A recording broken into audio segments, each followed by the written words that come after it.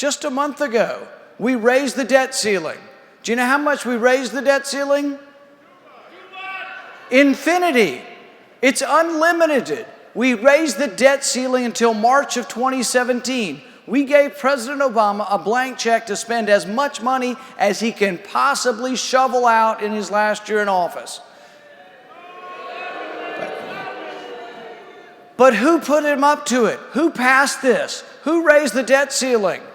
Republicans and Democrats. Who was clamoring for it? On the right, they said, we want unlimited military spending. On the left, unlimited welfare spending. But the compromise is they got together and they raised both. The biggest threat to our national security is our debt. We could literally destroy our country. We have to decide and we have to think through how we're going to defend ourselves. People ask me, they say, what's the worst thing the president's done to the country?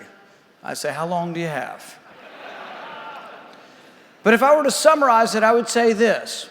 The worst thing the president's doing to the country is the collapse of the separation of powers. Our founding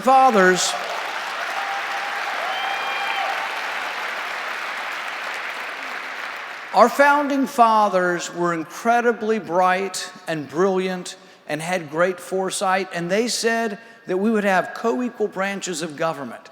In fact, Madison put it this way. Madison said, we will pit ambition against ambition. The ambition of Congress to gain power would be pitted against the president to gain power.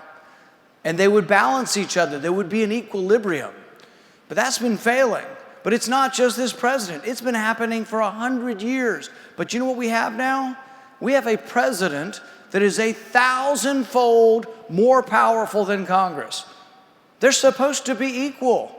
All of these crazy regulations that President Obama is putting forward, we don't even get a vote.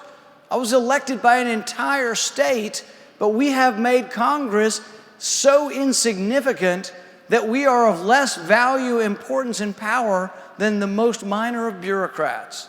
That's a disgrace. It ought to end, and you should demand that Congress stand up to the president.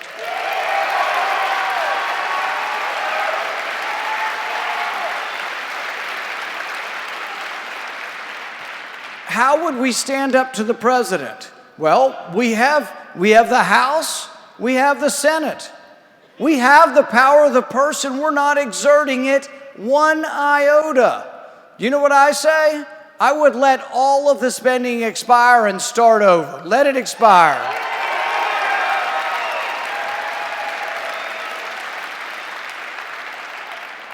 In Washington, you know what they say? They say, oh, you can't do that. It takes 60 votes to defund Planned Parenthood. Hogwash.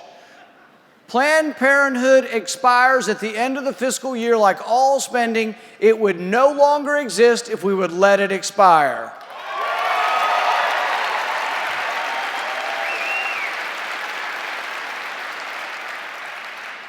And see, this turns the tables.